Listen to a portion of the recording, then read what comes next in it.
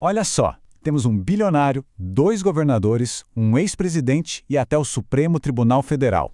Não, isso não é a escalação de um jogo de poder qualquer, mas sim os personagens centrais de um dos maiores escândalos financeiros que o Brasil viu nos últimos tempos, o caso do Banco Master. Vamos mergulhar nessa história para entender como essa teia complexa funciona. Eu não estaria aqui de tornozeleira se tivesse tantas relações políticas. Com essa frase cheia de ironia, o Daniel Vorcaro, que é o homem no centro de toda essa tempestade, tenta negar o que parece óbvio. Mas é justamente a sua enorme influência que está no coração dessa investigação toda. Então, a pergunta que fica é: quem é Daniel Vorcaro e como é que o Banco Master acabou virando o epicentro desse verdadeiro terremoto político? Para a gente entender isso, a gente precisa começar do início, sabe? Pela confissão que basicamente abriu a caixa de Pandora. E tudo começa, de fato, com a confissão do cérebro por trás da operação. Foi no depoimento dele para a Polícia Federal que o Daniel Vorcaro resolveu contar como funcionava por dentro um banco que, por fora, parecia super sólido, mas que, na verdade, estava ali, à beira do colapso. Primeiro, vamos entender o que era o Banco Master. Liderado pelo Vorcaro, foi uma instituição financeira que teve um crescimento, meteórico. Mas, como os investigadores logo descobririam, esse crescimento todo era sustentado por métodos, digamos, bem controversos e muito arriscados. E aqui está o resumo do que a gente pode chamar de confissão bomba do Vorcaro. Ele não só admitiu os problemas de liquidez, como revelou uma coisa chocante. O modelo de negócio dele era usar o Fundo Garantidor de Créditos, que é uma espécie de seguro para os correntistas, como fonte de dinheiro. Ou seja, na prática, o banco já não se sustentava mais sozinho. Essa confissão foi o fio da meada que os investigadores puxaram.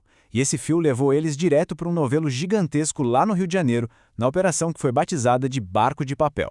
Lá no Rio, a investigação mira diretamente o governador Cláudio Castro, e o foco é entender como o Fundo de Pensão do Estado, o Rio Previdência, que deveria garantir a aposentadoria dos servidores, acabou fazendo investimentos muito, mas muito questionáveis no Banco Master. O esquema no Rio, para resumir, era este. O dinheiro da aposentadoria dos servidores foi investido nos chamados títulos podres do Banco Master, que são papéis de altíssimo risco.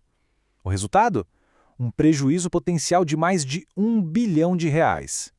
E o mais grave é que tudo isso aconteceu mesmo depois de alertas oficiais do Tribunal de Contas. Mas o Rio de Janeiro, olha, era só a ponta do iceberg. A investigação também acabou revelando um esquema que corria em paralelo lá em Brasília, na Operação Compliance Zero. Nessa frente, o foco muda para outro governador, o Ibanez Rocha, do Distrito Federal. A acusação é que ele estava articulando a compra do Banco Master, que já estava com problemas, pelo Banco Público BRB. No fim das contas, seria um resgate com dinheiro público. E o valor que estava no centro dessa negociação toda era uma coisa impressionante. 12 bilhões de reais. Esse seria um montante em títulos podres que o Banco Público BRB compraria do Banco Master, o que, na prática, salvaria a instituição privada usando recursos públicos.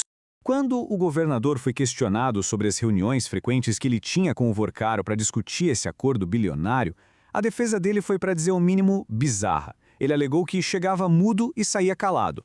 Essa resposta acabou virando um símbolo de deboche no caso. E olha, seria um engano pensar que a história parava nesses dois governadores. A investigação começou a revelar uma verdadeira teia de políticos de alto escalão, conectando o Banco Master aos corredores mais poderosos de Brasília. A rede é enorme e se espalha, incluindo nomes que vão desde o ex-presidente Jair Bolsonaro até o governador de São Paulo, Tarcísio de Freitas. Figuras como o senador Ciro Nogueira são descritas como sendo o escudo do Master lá no Congresso. O ponto central aqui é que o caso ultrapassa as barreiras partidárias e atinge o coração do poder político brasileiro. E como se tudo isso já não fosse o bastante, o escândalo chegou ao topo do Poder Judiciário, colocando o ministro do Supremo Tribunal Federal, Dias Toffoli, bem no centro de uma gigantesca controvérsia. Essa parte da história é bem complexa, mas vamos lá. O ponto central é este. Enquanto as acusações de ligações pessoais dele com o Vorcaro nunca foram provadas, foram as decisões processuais do ministro Toffoli que geraram um monte de críticas. Especialmente a ordem para que as provas fossem enviadas direto para o STF sem passar pela análise da Polícia Federal, um passo que foi visto como muito incomum. No fim das contas, tudo volta para o Daniel Vorcaro. Agora, como colaborador da Justiça, ele tem nas mãos o poder do silêncio. Ou melhor, o poder de quebrar esse silêncio. O futuro de todo esse escândalo depende do que ele está disposto a revelar.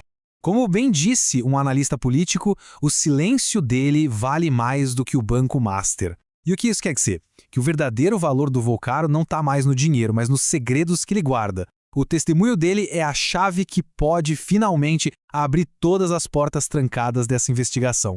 O fato é que o Vorcaro já começou a falar na sua delação premiada. E com isso, o mundo político em Brasília, claro, prende a respiração. A grande pergunta que paira no ar não é mais se novos nomes vão aparecer, mas sim quem serão os próximos.